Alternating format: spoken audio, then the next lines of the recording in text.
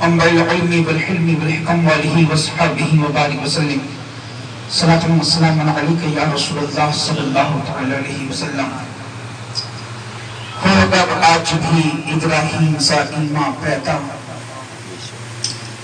ہو اگر آج بھی ابراہیم سا ایمان پیدا، تو آگ کر سکتی ہے انداز گلستان پیدا، تو آگ کر سکتی ہے انداز گلستان پیدا۔ حضرات محترم، یہ جو ایام چل رہی ہیں یہ عید الاضحیٰ کے ایام ہیں۔ اللہ کے خلیل اللہ کی بارگاہ، تو اللہ پاک کی بارگاہ میں وہ ادا اتنی مقبول ہوئی، اتنی مقبول ہوئی کہ امت محمدیہ کے ہر ایک صاحبی نصاب فرد کے اوپر قربانی کرنا واجب قرار دیا گیا۔ حضرات محترم، انسان کو دو چیزوں سے بڑی محبت ہوا کرتی ہے، ایک ہوتی ہے اولاد اور ایک ہوتی ہے خود کی جان۔ حضرت ابراہیم علیہ السلام نے دونوں کی پرواہ نہیں کی کہ جب خدا کے دین کو پہنچانا تھا، آپ کو آگ میں ڈالا جا رہا تھا، آپ نے اپنی جان بھی خدا کے سپرد کر دی تھی، اور اپنی جب رب نے آپ کے بیٹے حضرت اسماعیل علیہ السلام کی قربانی مانگی تو آپ نے اپنے بیٹی کو بھی اللہ کی راہ میں پیش کر دیا۔ تو اتنی مقبول ہوئی۔ دو چیزیں ہوا کرتی ہیں محبت کی، ایک ہوتی ہے اولاد، ایک ہوتی وہ اولاد کی بیماری میں لگا دیا کرتا ہے، قرض لینا پڑے قرض بھی لیا کرتا ہے، یہ اولاد کی محبت ہوا کرتی ہے۔ لیکن اللہ اکبر، حضرت ابراہیم علیہ السلام کو اللہ پاک نے جس عمر میں اولاد عطا فرمائی تھی، اس عمر میں سائنس کہتی ہے لوگوں کی اولادیں نہیں ہوا کرتی، لیکن اللہ اکبر، وہ تو میرے رب کا کرم ہے کہ وہ چاہتے تو پتھروں میں بھی پھول کھلا دیا کرتا ہے۔ اور ہم نے اس رب کا کرم تو اپنی 11 کی محفل میں بھی دیکھے ہیں۔ اللہ اکبر، غوث اعظم کی برکتوں سے لوگوں کو اللہ پاک اولادیں عطا کر رہا ہے۔ یہ غوث اعظم کی نیاز کی برکتیں ہیں۔ بات کہیں اور نکل جائے گی، بات ہے حضرت ابراہیم علیہ السلام کی۔ ابراہیم علیہ السلام اور نمرود کا مناظرہ ہو رہا ہے۔ نمرود نے کہا اے ابراہیم تم مجھے خدا مانو۔ ابراہیم علیہ السلام فرماتے ہیں اے نمرود، بلکہ میں جس رب کی عبادت کیا کرتا ہوں تو اس رب کی عبادت کر۔ نمرود نے کہا تمہارا خدا کیا کر سکتا ہے؟ تو ابراہیم علیہ السلام فرماتے ہیں کہ اے نمرود، میرا رب وہ ہے جو زندوں کو مارتا ہے اور مردوں کو زندہ کیا کرتا ہے۔ تو نمرود نے کہا اے ابراہیم مجھے خدا مان لو گے، میں بھی یہ کیا کرتا ہوں۔ نمرود نے دو آدمیوں کو بلایا ہے، ایک کے اوپر قتل کی سزا تھی اور ایک بے قصور تھا۔ نمرود نے تلوار کو اٹھایا ہے اور جو جس کے اوپر قتل کا الزام تھا اس کو مار دیتا ہے، اور جو جس کے اوپر قتل کا الزام تھا اسے چھوڑ دیتا ہے، اور جو بے قصور تھا اسے قتل کر دیتا ہے۔ نمرود کہتا ہے اے ابراہیم تمہارا جو خدا کیا کرتا ہے وہی میں کیا کرتا ہوں۔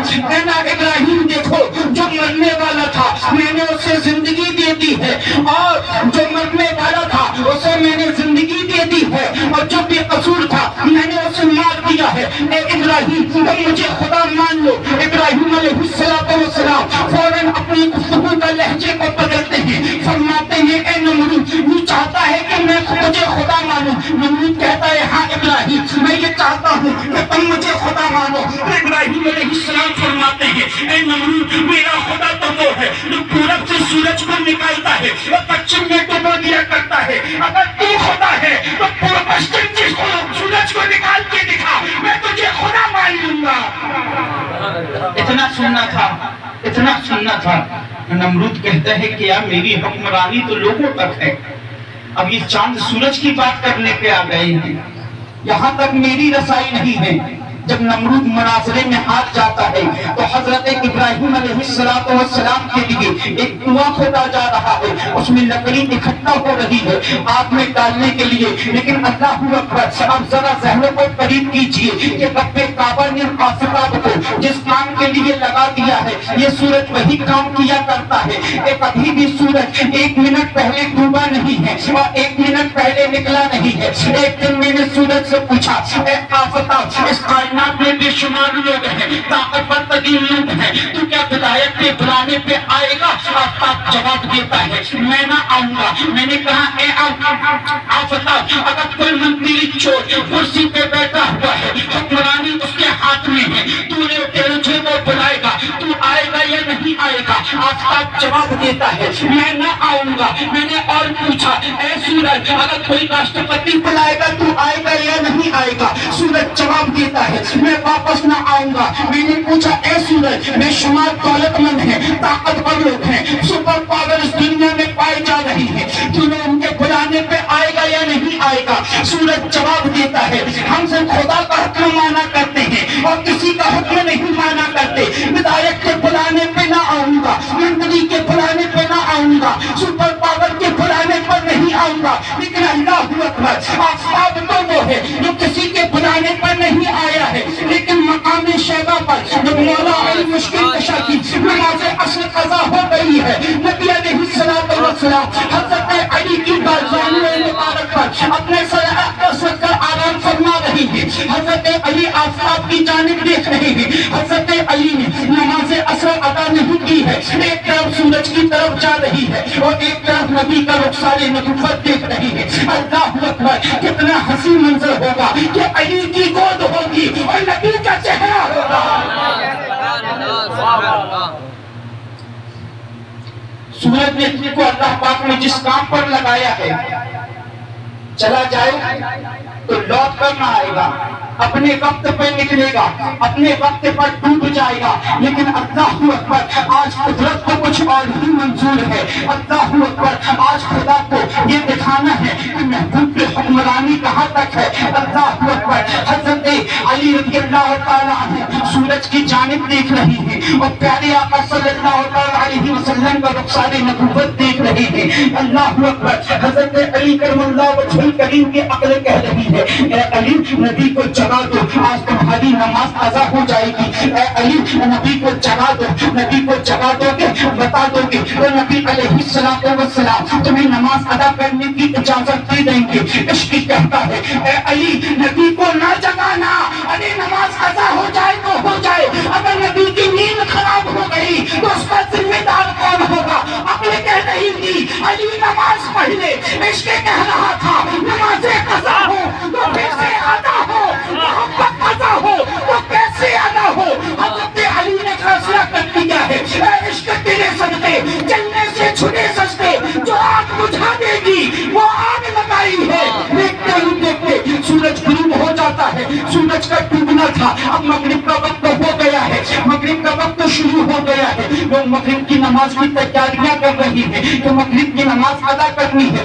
اللہ اکبر، یہاں پر نماز کی کم میں حضرت علی کی آنکھوں سے اشک جاری ہے، اشک کے قطرات جب رخسار نبوت پہ گرتے ہیں، نبی بیدار ہوتے ہیں، فرماتے ہیں علی کیوں رو رہے ہو؟ اللہ اکبر، غیبدہ نبی ہے اور کوئی غیب کیا ان سے نہا ہو گیا، جب نہ خدا ہی چھپا تم پہ کروڑوں درود۔ اللہ اکبر، غیبدہ نبی فرماتے ہیں اے علی کیوں رو رہے ہو؟ جب جھکائے عرض کرتے ہیں یا رسول اللہ علیہ السلام، علی کی آج نماز عصر قضا ہو گئی ہے۔ نبی فرماتے ہیں اے علی، نبی کی محبت میں نماز قضا نہیں ہوا کرتی بلکہ ادا ہوا کرتی ہے۔ اللہ اکبر، جب سے سورج کو رب نے بنایا ہے اور جب سے کام سونپا ہے، 1 منٹ پہلے ڈوبتا نہیں ہے اور 1 سیکنڈ پہلے نکلتا نہیں ہے، لیکن اللہ اکبر، نبی نے اشارہ کیا ہے ڈوبا ہوا سورج عصر کے وقت میں آتا پہنچایا کرتا ہے۔ ہم نے پوچھا اے آفتاب، تو کسی کے بلانے پر نہیں آیا کرتا لیکن نبی کے بلانے پہ کیوں آ گیا ہے؟ تو آفتاب جواب دیتا ہے اے لوگوں، جو آفتاب کو روشنی ملی ہے وہ نبی کے قلبے کے صدقے میں ملی ہے، ان کے قلبوں کا دھوپن ہے سبحان اللہ، سبحان اللہ، ہمارا نبی بے شک بے شک۔ رسالت یا رسول اللہ، رسالت یا رسول اللہ، رسالت، دلدار کی آمد مرحبا، دلدار کی آمد مرحبا، آقا کی آمد مرحبا، حیدری یا علی، حیدری یا علی۔ سورج واپس آ گیا، حضرت علی نے نماز عصر ادا کی ہے. اللہ اکبر. بات چل رہی تھی ابراہیم علیہ السلام کی. تکلیفیں دی گئی ابراہیم علیہ السلام کو، لیکن خدا کا پیغام خدا کے بندوں تک پہنچایا.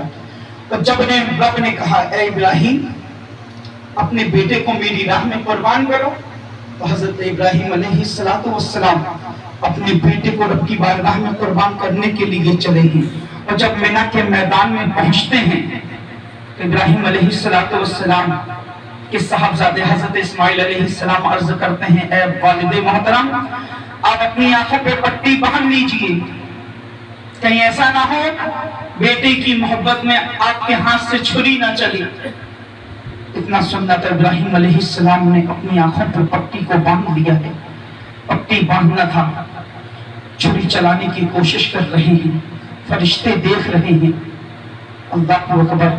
خدا کے خلیل کو اپنے رب سے کتنی محبت ہے کہ جو انسان کی جو سب سے بڑی پونجی ہوا کرتی ہے وہ اس کی اولاد ہوا کرتی ہے. اور جب اولاد منتوں کے بعد پیدا ہوا کرتی ہے نا، ان لوگوں سے پوچھو اولاد کی محبت کیا ہوا کرتی ہے. حضرت ابراہیم علیہ السلام اپنے رب کی رضا کے لیے جب چھری چلانے کی کوشش کرتے ہیں، روایات میں آتا ہے کہ 3 مرتبہ آپ نے حضرت اسماعیل علیہ السلام کی گردن پر چھری پھیرنے کی کوشش کی ہے، لیکن چھری نہیں چل رہی تھی. اور چھری میں جب دیکھا آپ نے کہ چھری نہیں چل رہی ہے تو چھری کو جب ایک روایات میں یہ بھی آتا ہے کہ پتھر کی اوپر مارا گیا تو پتھر کے ٹکڑے ہو گئے.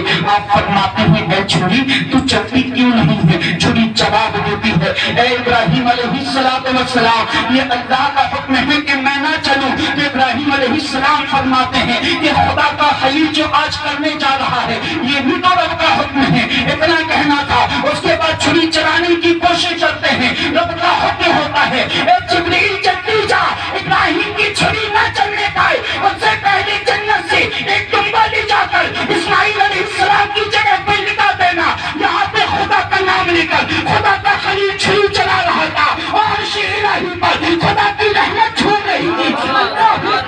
حضرت جبریل علیہ السلام چلے ہیں سدرۃ المنتہا سے جنت کی جانب. جنت سے ٹنبا لیتے ہیں اور ٹنبا سے ٹنبے کو لے کر چھری چلنے سے پہلے اسماعیل علیہ السلام کو ہٹا دیتے ہیں اور حضرت ٹنبے کو لٹا دیتے ہیں. اللہ اکبر. ذرا غور و فکر کرو کہ جبریل علیہ السلام کی کیا رفتار ہے. یہ سدرۃ المنتہا سے چلے ہیں جنت کی جانب، جنت سے چلے ہیں مینا کے میدان کی جانب. اور اتنے وقت میں اسماعیل علیہ السلام کو ہٹا بھی دیتے ہیں، ٹنبے کو لٹا بھی دیتے ہیں. ارے جب جبریل علیہ السلام کی رفتار کا یہ عالم ہے کہ مدینے